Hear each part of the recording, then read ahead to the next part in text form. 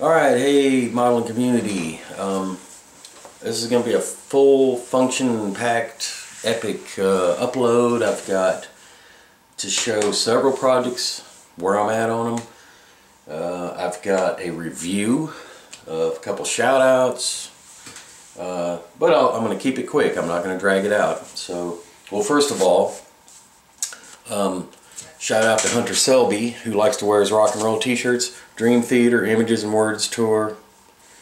I've got drawers full of shirts from concerts. So, yeah, mass respect to,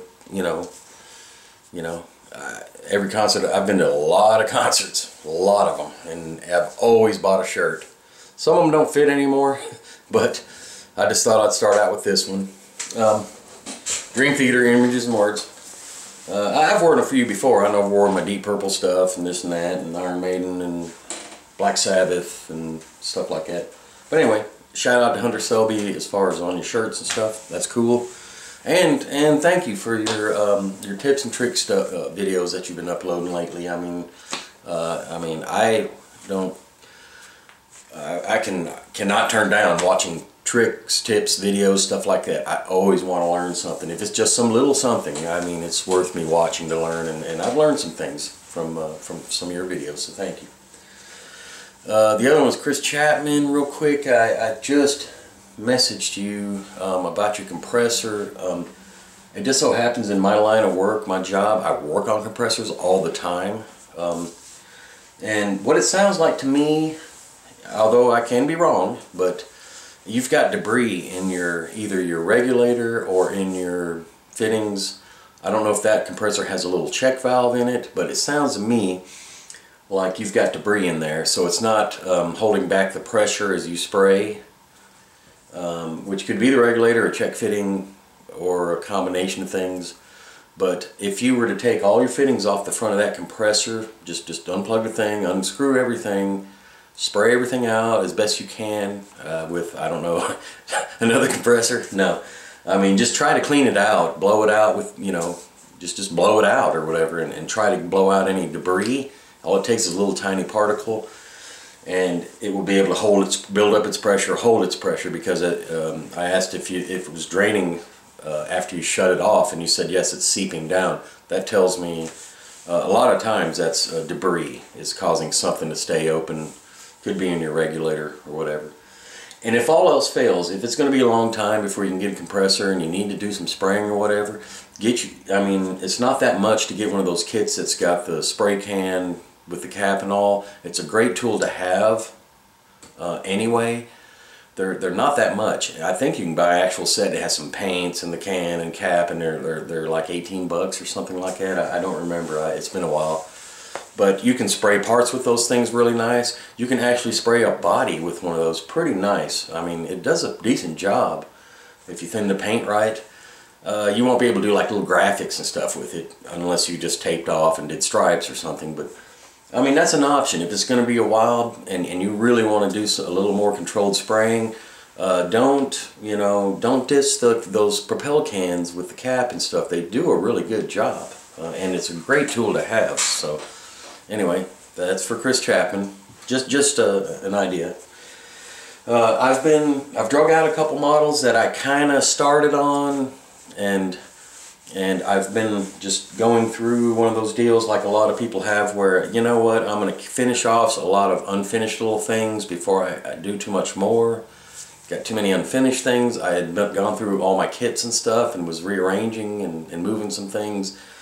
And I didn't realize how many little kits I had that were kind of, in process or half done or almost done. Some of them, it's like, geez, a couple hours and I got to finish that. So I've got a few of those going. One is an Airfix kit, which was an aircraft, the old Airfix Seahawk.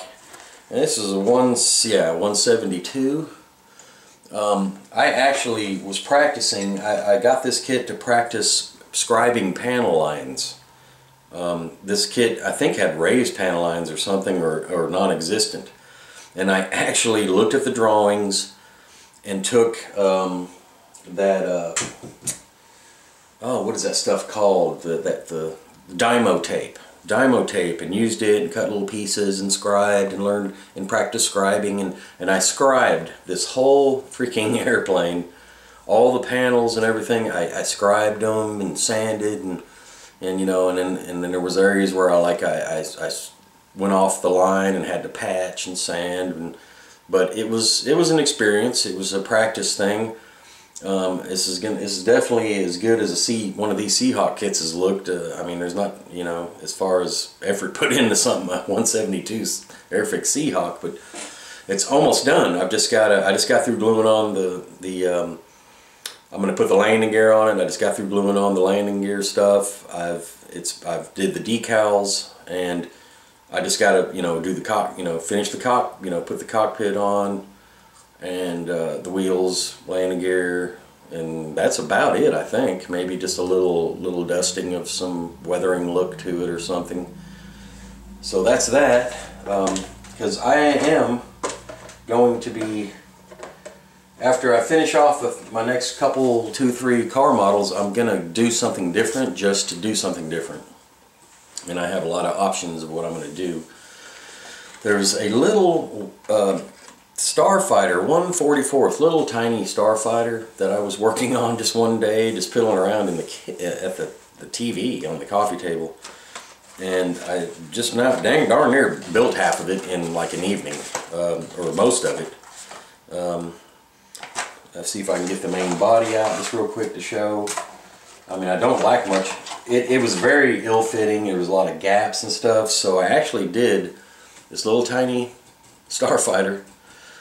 I actually did have to do some filling and stuff and sand and all that to kind of blend it. But you know what? It was fun just to sit there with this little tiny thing on a plate and watching TV and sitting there playing and gluing and, you know, cutting out parts and just gluing them on and filling, and you know, I was sitting there in the living room doing that one night, just watching TV. And so that's almost done, because there ain't much to it. I think most of what's left is you know, the missiles and stuff like that go on it. But yeah, you know, whatever. It breaks the monotony. Oh, I got the lid. One thing about these, you can lose parts real quick. That's for sure. Some of these parts are so tiny, which I almost just did. All right.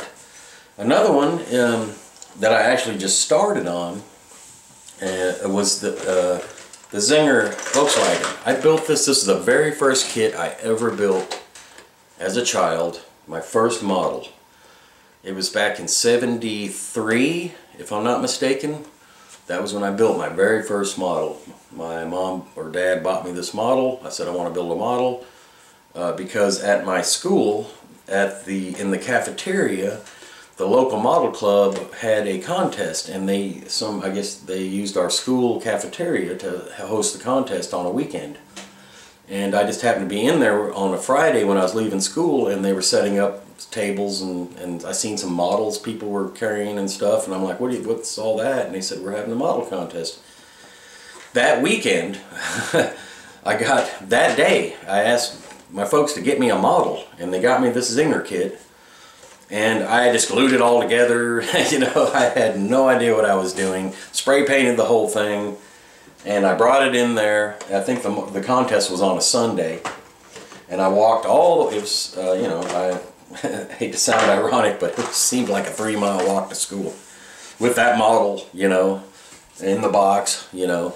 And I took it to the contest, and they're like, well, you can't really, you're not entered in the contest, but you know, yeah, put it on the table. I mean, they just thought it was great that this little kid, you know, brought a little model, you know, and they let me put it up on the table with the other models and stuff, you know. It didn't have a sheet or anything with it or whatever, I don't recall, but of course I didn't win or anything like that, but I thought I had entered a contest, you know.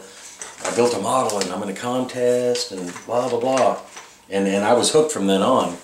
Ironically, I got into airplanes. I don't know, airplanes was my thing as a kid. I guess, you know, they were the most awe-inspiring thing to me that you could build as a model was airplanes and jets and stuff. So I built airplanes for quite some time in my youth. But this kit, not this actual one, but this kit was my first model, and that was in 1973. And I still remember it because of the contest and the whole deal with that. You know, I just didn't know any better, but so I'm building it. I'm building it again, and it's like super easy. I mean, there's not much to it. It's got a cool little body. Essentially that's all I need to do is paint the body and then put it all together. The wheels are done. The chassis is just one piece. You know, it's got a big blower and engine. You know, it's very simple. You know, there's the engine block. But, you know, this is a nostalgia build for me. A replica of the first model I ever built, you know. Of course it'll be 10 times, you know, a better job than it was in. So, I'm finishing that up. You know, I'm having fun. I'm having fun again. It's been a while. But I'm having fun again, building. I guess I found that, you know, getting off of one project that I've been just on so much, I was getting burned out a little, and just breaking away and then finding these kits where I just needed to finish things or I've half built, and it kind of has spurred my, you know, interest because there's some variation, you know, different things, you know, different media, you know, different subject, you know. Now, I've got the other one was the project before my Street Scribbler. I was almost finishing up on it, and I had trouble. I was gonna. Here's the deal. Let me get to it. It was the 70 Roadrunner, and I'm sure there's video on there that shows what I had done. You know, up to that point, I was doing updates on it, but I was gonna do gold stripes on the side and top and everything, and have everything in gold. And then I was actually going to do gold bare metal foil. I just don't know, I had this idea that gold, and then I was going to do, you know, gold on the rims, and I thought, well, wait, you know, it just, the more I looked at, you know, I made up some decals and stuff with gold, and I was looking at it overall, and it was too blingy, almost kind of took away from the muscle look of the car. It was looking almost like a, it just had a different vibe to it that I wasn't going for at the, you know, in particular on that model. So I masked off the top. The decals, I tried to decal the hood, and the decals sucked. They didn't match right, and they cracked, and so I ended up having to mask and spray. That's actually sprayed, and then all I lack is finishing off I'm going to put a stripe around the back, or possibly a hockey stick type of thing, or just something on the back in black.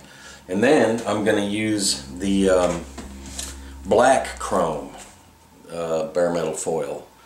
It has a chrome look to it, but it's dark. I'm going to use that around all the trim and windows and stuff, just to see how that looks with the black, flat black and all that. I guess you can see where I put the screen. I cut out the grill completely. Let me get some light in it. But that's all brass screen in there, and then I redid the headlights. The whole front end has been completely kind of scratch built, the grill, everything. And that's got that going, and I actually don't have far to go. I've got the, you know, the chassis. I mini tubbed it, as you can see here from the way it's hacked up and stuff. I mini tubbed it so I could use some big Pegasus wheels, and the engine is all gold with red, and then it's got a red, the red breather, and it's got actual the foam insulation around it and everything. You'll see an update on it. It's coming around. It's looking pretty good so far. So that's underway, and then of course I've got the Street Scribbler,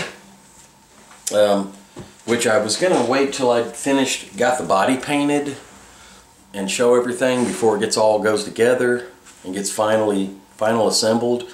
But I'll go ahead and show, you know, here's the interior. I was going to flock it, and I just didn't do it. But, you know, there's the interior. There's a little bit of splotchiness on the paint here and there, a bit, which will be fixed. And the engine, purple, don't ask me why. I don't know. But the engine started. It's not complete, but it has been wired.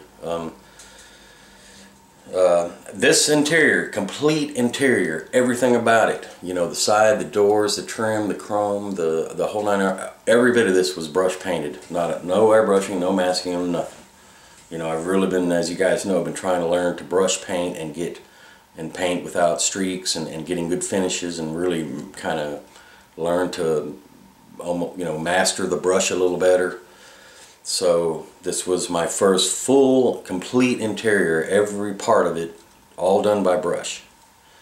And yeah, there's still a few little blotches and things that are easily going to be fixed. So I'm proud of it. I'm really proud of it because it was all brush painted, and that was a goal of mine. And the body, well, I just painted the first color finally on it. I had to do a lot of patching, scribing work on the body, plus I had sanded off all the scripts, and that's really hard to blend after you've got in there. I mean, it was in areas like up in this, you know, up in here, trying to get that script out of that area without damaging the rest of the model. You know, I mean, there were like a chisel type thing, chiseling, and then little sander bits and stuff, and it was just a major pain. But you know, it gets a photo etch scripts that are gold, you know. But anyway, this is just the raw body in its base top color, which is going to be two-tone. So I'm going to be taping it off along the, you know, that part. That's going to be a secondary color. That's obviously going to match the green, or close to it. That's where I'm at on that. I just was waiting for this to cure for 24 hours, and it's been about 24 hours. So after I do the video, I'm going to start masking off and getting ready and mixing up a color. I'm going to mix up an acrylic because I just couldn't find a color pre-made that really matches the interior. Those were mixed colors, so I kind of stuck myself there. I'm going to have to mix a color to match it. But that's okay. You know, once it's cleared good and everything, it's going to look really nice. Just different. It's going to be very different. You know, and that's what I was after. I was just after something. I've seen a lot of builds of this car. I've never seen a Pro Street. And I was hoping that I didn't take so long that somebody built one and went on to their next model by now. So I think I haven't seen one yet that I'm aware of. So hopefully that'll be unique for you guys to see. Review. Alright, how far are we? Well, I don't have a timer on here, but whatever. It's going to be a long video.